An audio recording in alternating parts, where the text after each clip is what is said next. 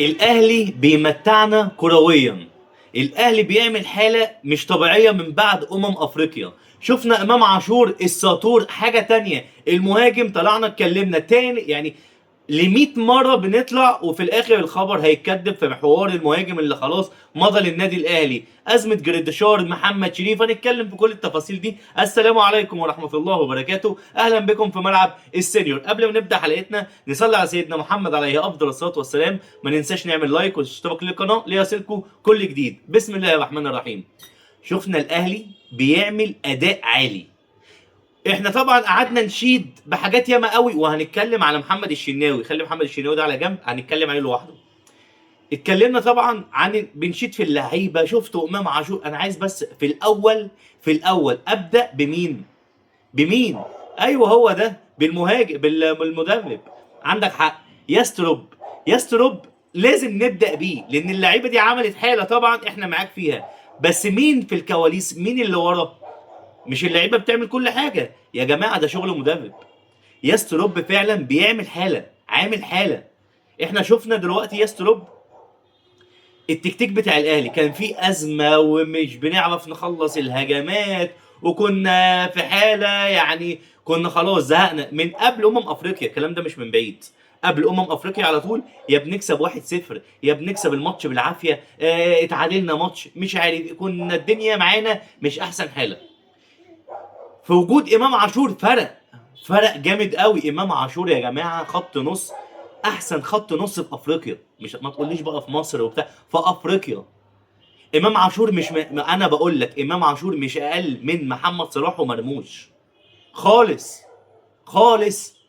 امام عاشور ده لو في الدوري الانجليزي، في الخمسه الكبار في الدوري الانجليزي، اتفرج عليه عامل ازاي. اتفرج عليه عامل ازاي. موهبه لازم نشيد بيها. تشوف الاستلامات بتاعته، بيستلم الكرة ازاي. تشوف التمريرات بتاعته في وضع الثبات عامله ازاي. بتشوف القرار بتاعه في ده في شوطه شاطها في الشوط الثاني قنبله يا جدعان. الكرة عملت واحده كده تون كروس كده، تشوفها بتاعت ريال مدريد. الكرة رفت، عملت البنانه بتاعتها في العارضه. ايه ده؟ كان مكانها الجون، كان هيبقى احسن جون في الموسم على الاطلاق. تريزيجيه عالمي. تريزيجيه هداف الاهلي اذا كان في الدوري او في افريقيا. تريزيجيه متوظف صح تحت راس الحربه، بيعرف ازاي يطلع من ورا راس الحربه. عاملين ازاي؟ طبعا حسام حسن في المنتخب مش عارف يستفيد بالحته دي.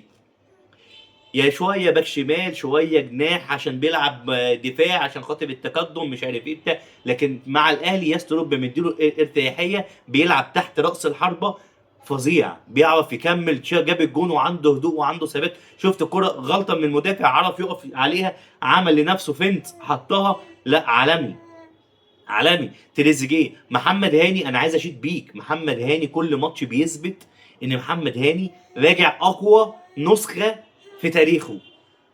يعمل اوفرات وتريزيجيه معاه. يعني محمد هاني وتريزيجيه عاملين مع بعض حاله. بيفكرونا كده ايه، بعلي معلول ومحمد عبد المنعم، جilberto وفلافيو.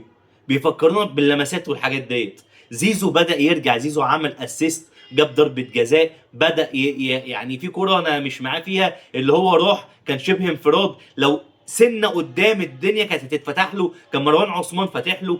مروان عثمان اوتاكا مهاجم مصر الجاي. انا بقول لك اهو، مروان عثمان اوتاكا ده يبقى مهاجم مصر في كاس العالم. ده لو ما راحش كاس العالم مع منتخب مصر يبقى كده كوسه. مجتهد على كل كوره، بيجري بيقاوح بيعمل كل حاجه. لياقه بدنيه بسم الله ما شاء الله، الله اكبر عليه، بيحط جسمه كويس جدا. لما جات له الكوره من امام عاشور حطها ايه ده على طول جون، طق في الجون براسيه. بيعمل محطه حلوه قوي، بيعرف ينزل يستلم وتحت ضغط ويعرف يطلع اللي حواليه. لا، عندك مروان عثمان اوتاكا لعيب يا جماعه، لعيب. بس في بقى علامه استفهام هنا، انا متزاول بينها الصراحه، وهو مين؟ يوسف بالعمري. احنا طبعا بنعاني من باك الشمال من بعد علي معلول، اللي انا مش مسامح اللي هو يمشي، اللي هو متالق مع الصفاقسي دلوقتي. وشفنا الاهداف العالميه اللي عمال يجيبها، اللي يقول لك اصل كبر اصل الاصابه. ده راجع احسن من الاول، ده راجع نسخه 2019. علي معلول محدش عارف يعوضه عشان نبقوا متفقين. طب انت عندك يوسف بالعمري انت جايبه، وعندك ماتش افريقيا مع يانج افريكانز يوم السبت الجاي، وعايز تعمل بروفا ليوسف بالعمري. انت ليه تستبعد يوسف بالعمري؟ ليه تقول يوسف بالعمري لا خليك شويه؟ عشان خاطر دواعي فنيه. دواعي فنيه ايه؟ عشان خاطر ما اخدش على الفريق، عشان خاطر لسه ما انسجمش. هو ما انسجمش، هو لسه ما لعبش، يعني هو لسه واصل ولسه اول تدريب ليه، بس هيعرف يأدي احسن من كوكا. محمد شكري انا مش عارف، محمد شكري مش هو بتاع سيراميكا. محمد شكري بتاع سيراميكا كان مرعب. محمد شكري حنين قوي، ما اعرفش ايه اللي حصل له. محمد شكري لا متراجع قوي عن الاداء. كوكا انا حاسس واحد تقيل قوي، بيمسك الكوره واحده واحده، والكوره جايه متزاول ومش عارف يلعبها ازاي ومتكعبل فيها، والكوره بتجيله تريزيجيه بيعمل له مثلا واحده يعملها عرضيه وحشه جدا اكنه واحد بيلعب باليمين وبنلعبوه غصب عنه باك شمال. ايه ده؟ ايه ده؟ لا في حاله اللي هو ايه، انا مخنوق وانا بتفرج.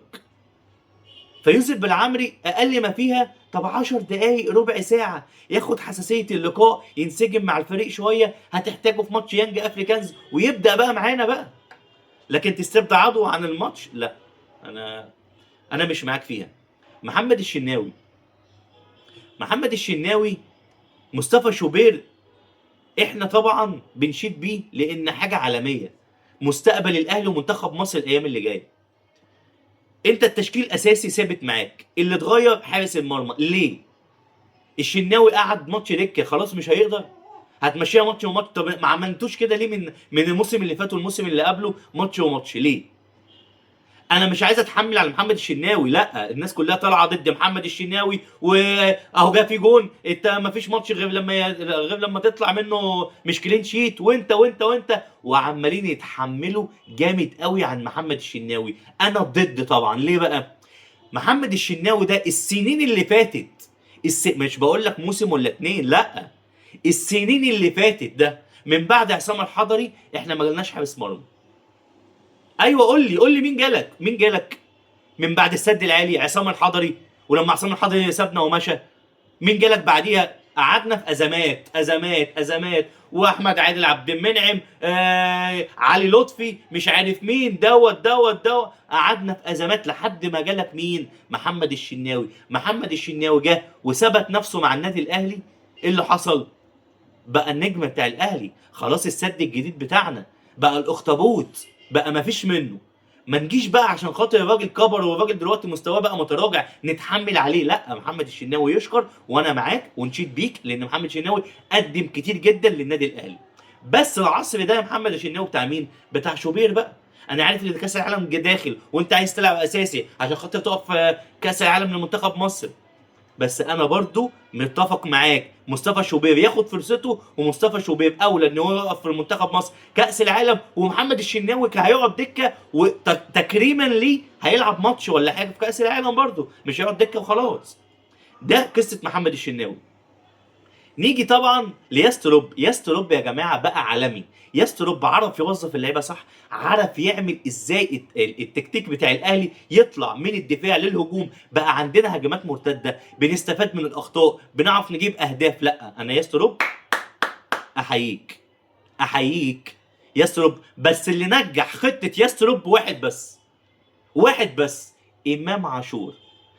امام عاشور خط النص اللي بيعرف يستلم لك من الدفاع للهجوم، وبيعرف يعمل لك اسيست، وبيعرف يعمل كل المراوغات، وده اللي احنا كنا بنتكلم فيه لمنتخب مصر. مش عايز اطول عليكم اكتر من كده. ان شاء الله يانج افريكانز ان شاء الله باذن الله ماتش التاهل باذن الله يوم السبت، وما تنسوش المتابعه وتصلوا على سيدنا محمد في الكومنتات، والسلام عليكم ورحمه الله وبركاته.